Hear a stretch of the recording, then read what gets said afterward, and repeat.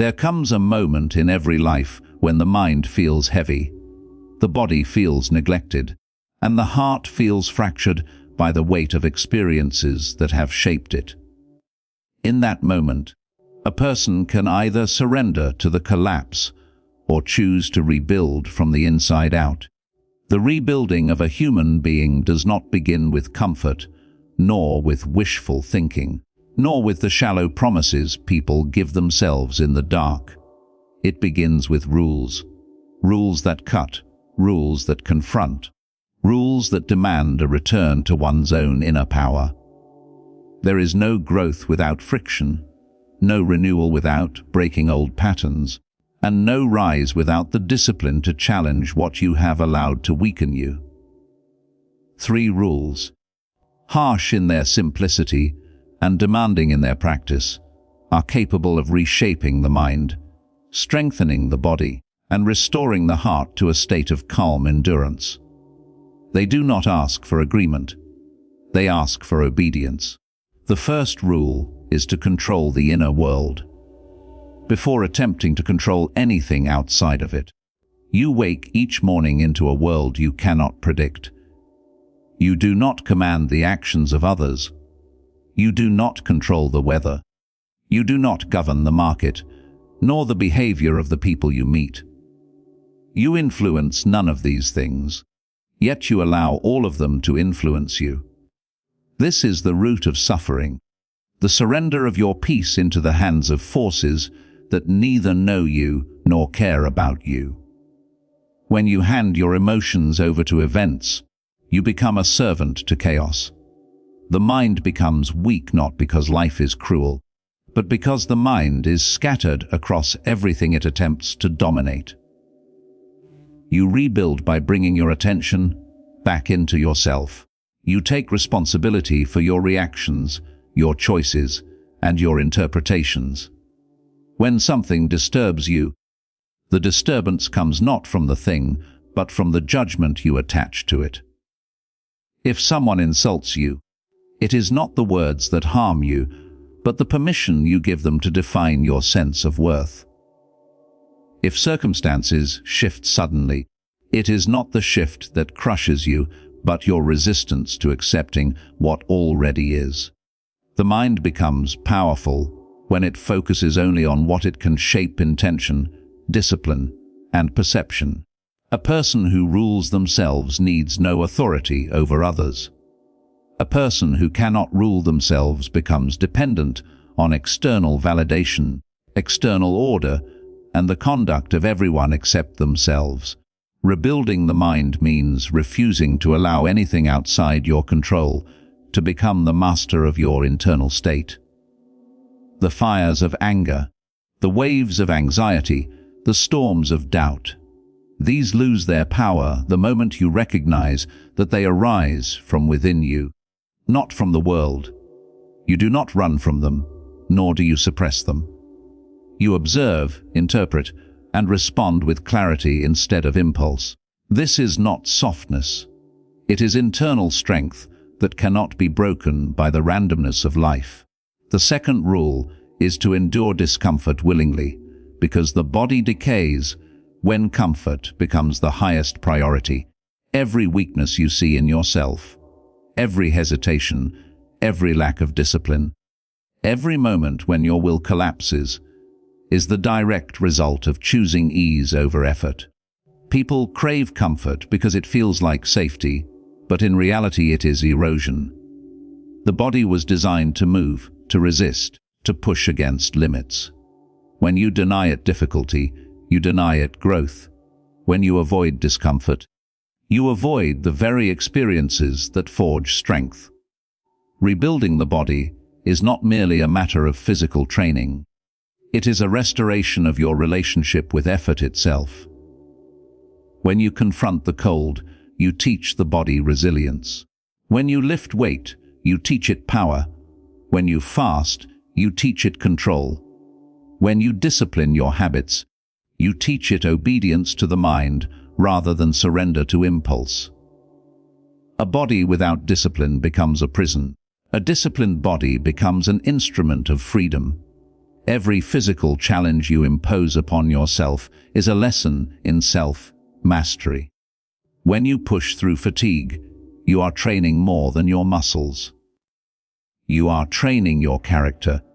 When you refuse to quit a task before it is done, you are teaching the body that your mind, not your feelings, makes the decisions. This relationship between mind and body is sacred. The body obeys the mind, but only if the mind has earned the right to command it. A lazy mind produces a weak body. A determined mind awakens a powerful one to rebuild the body. You must decide that discomfort is not your enemy, it is your teacher. It is the sculptor that carves definition into your form and discipline into your spirit. You do not run from it. You walk into it willingly, knowing that every hardship endured voluntarily becomes a strength you can rely on when life imposes hardship without your consent. The third rule is to detach from anything that weakens the heart, because the heart is where resilience, courage, and peace either flourish or wither. People often assume that strength of heart means avoiding pain, but the truth is the opposite. Strength arises from understanding the temporary nature of everything. The heart breaks not because loss is unbearable, but because attachment is misunderstood. You rebuild the heart by accepting that people change, situations end, connections fade, and not every relationship is meant to accompany you through every season of life. When you cling to what is already gone, you wound yourself repeatedly with memories instead of reality. When you depend on others for emotional security, you hand them the power to injure you with their absence, their inconsistency, or their indifference. The heart becomes fragile when you expect the world to protect it. It becomes resilient when you stop expecting anything at all. This does not mean you must avoid love or isolate yourself or grow cold. It means you love without losing yourself. It means you offer kindness without expecting its return. It means you give your loyalty only to what nourishes your character, not to what drains your spirit. To rebuild the heart, you must remove the illusions created by longing and fear. You stop chasing what does not choose you. You stop hoping for apologies that will never come. You stop reopening doors that lead only to the same disappointment. You recognize that your value is not defined by how others treat you, but by how you treat yourself when the world fails to meet your expectations. Detachment is not the absence of emotion. It is the mastery of emotion.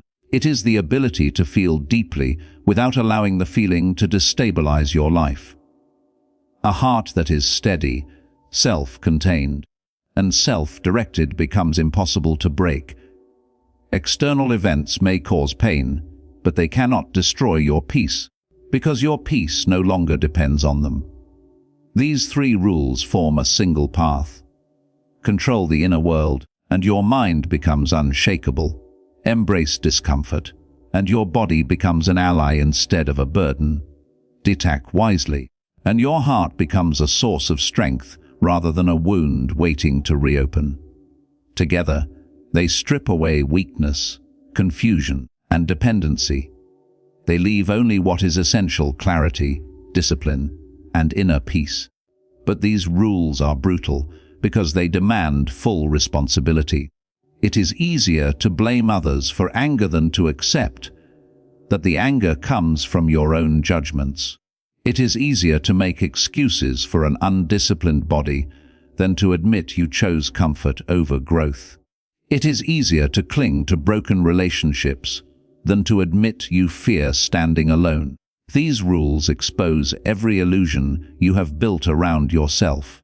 They confront you with the truth that your suffering is often self-inflicted, not because you are flawed, but because you have forgotten your own power. Rebuilding is not about becoming someone new. It is about returning to the natural strength that life tries to strip away from you. It is remembering the clarity you once had before fear clouded your sight.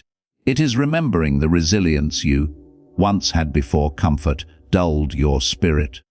It is remembering the dignity you once held before attachment made you beg for what you deserved to walk away from. When you begin to live by these rules, the changes are subtle at first. You respond calmly where you once reacted impulsively. You wake earlier than your excuses tell you to. You no longer feel the need to explain yourself to those who misunderstand you.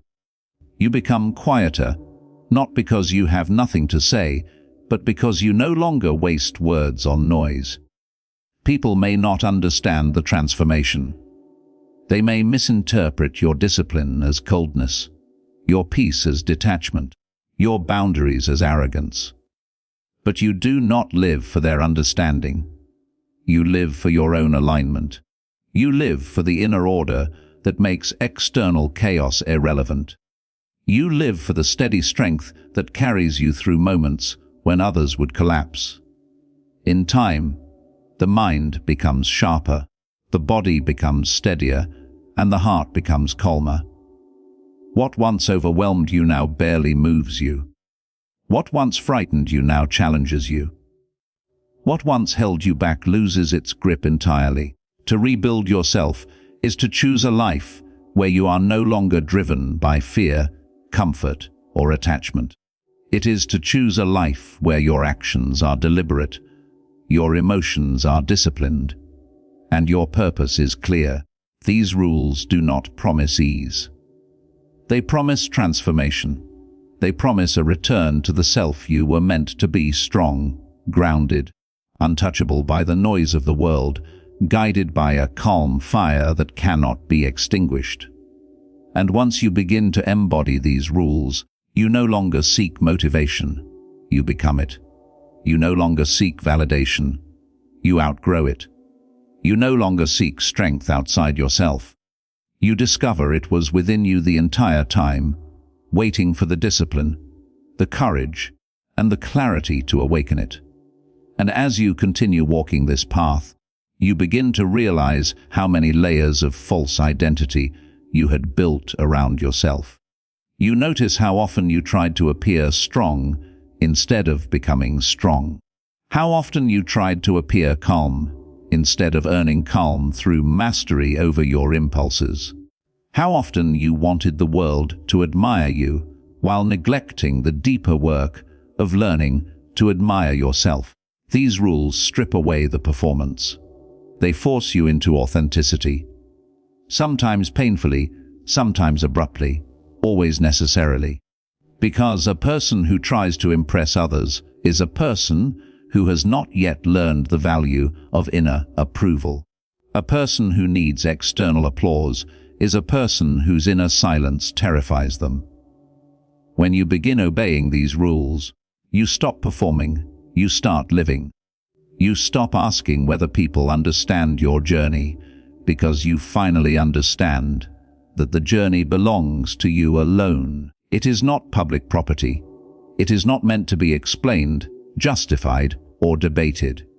It is meant to be walked, step by difficult step, until every part of you aligns with the truth you have chosen to live by.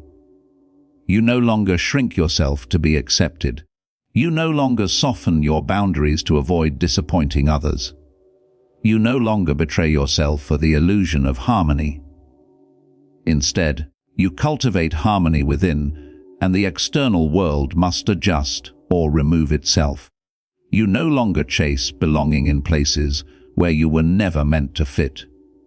You do not resent those places, you simply outgrow them. As the mind grows stronger, you become difficult to manipulate, because your reactions are no longer predictable. People who once knew how to provoke you become confused by your calm. Situations that once overwhelmed you now unfold without disturbing your inner balance. The world begins to lose its power over your thoughts. The anger of others no longer hooks you. The praise of others no longer intoxicates you. The opinions of others no longer imprison you. This is the quiet revolution that happens inside a person who controls their inner world. You realize that the only true possession you have is the way you choose to respond to life. Everything else can be taken. This cannot. And as the body grows stronger, you notice something else. Fatigue becomes a familiar companion. You no longer fear. You stop seeking an easy life and begin seeking a meaningful one. You stop negotiating with your excuses. You stop surrendering to the softer voice within you that begs for shortcuts. Discipline becomes your language. Effort becomes your ritual. Hardship becomes your sharpening stone. And this physical transformation seeps into every corner of your existence. You walk with more certainty. You speak with more intention. You breathe with more depth. Your presence shifts. Not because you try to project strength, but because strength has become the natural state of your being. And as the heart grows wiser, the wounds that once dominated your thoughts begin to feel distant, even irrelevant. You stop reopening old chapters, hoping the story will change. You stop replaying memories that drain your energy. You stop allowing yesterday to poison today. You stop chasing people who cannot see your worth. You stop romanticizing the past and begin respecting the present. Detachment becomes liberation, not loss. You finally understand that caring deeply does not require holding tightly. You finally understand that love exists without possession, loyalty exists without attachment, and peace exists without constant emotional negotiation. When the heart is steady, relationships become choices, not dependencies.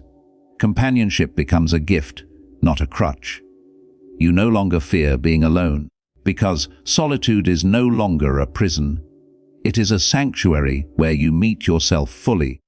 The world respects a person who cannot be shaken easily. Not because they are emotionless, but because their emotions do not own them. Not because they are cold, but because their warmth is given intentionally, not impulsively.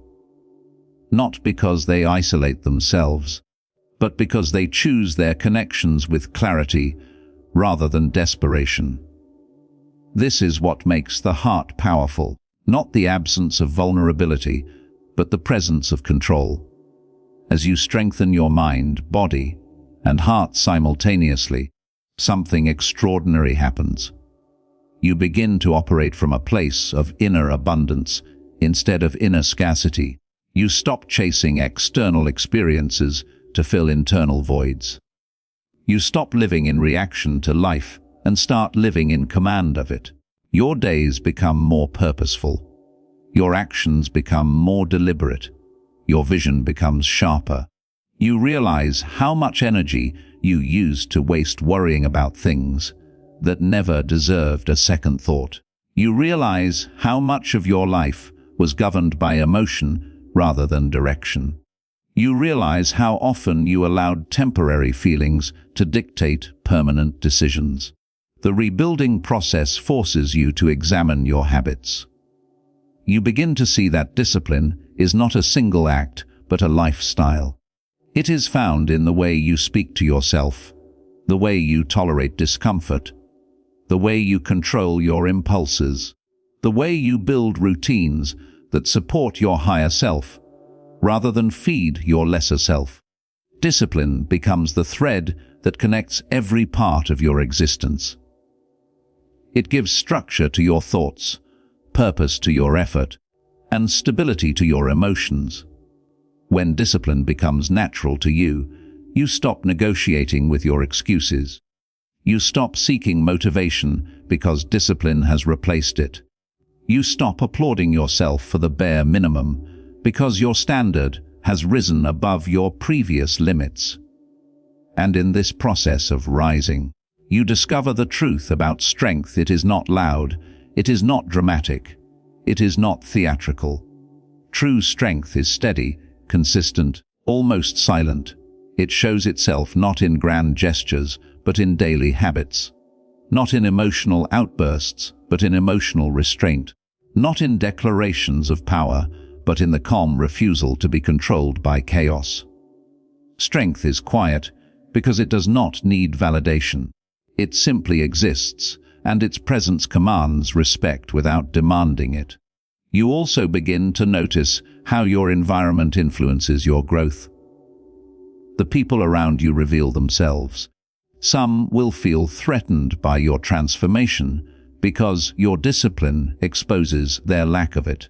Some will distance themselves because your clarity makes them uncomfortable. Some will misunderstand your boundaries and label them as harshness. But a few, a rare few, will respect the process. They will grow with you, not away from you. They will match your effort, not drain it. And these few will become the companions that align with your rebuilt mind, your strengthened body, and your steady heart. You do not seek many, you seek genuine. As your inner world transforms, the outer world begins to mirror it. Opportunities appear where once you saw obstacles. Solutions arise where once you saw problems. Your decisions become cleaner, your intentions become sharper. Your life becomes simpler, not because it is easy, but because you have removed everything that complicated it unnecessarily. The noise decreases. The clarity increases. The chaos loses its influence. The path forward becomes visible, not because it appeared suddenly, but because you finally developed the discipline, endurance, and emotional balance to recognize it. And through all of this, you begin to understand that the rebuilding of a human being is not a one-time event, but a continuous process. There is no finish line. There is only refinement. There is only the ongoing decision to live by these rules every day, even when you do not feel like it, especially when you do not feel like it. Rebuilding becomes a habit. Growth becomes natural. Transformation becomes your default response to adversity. You stop breaking under pressure. You start sharpening under it. You stop fearing difficulty. You start seeking it as a forge for your character.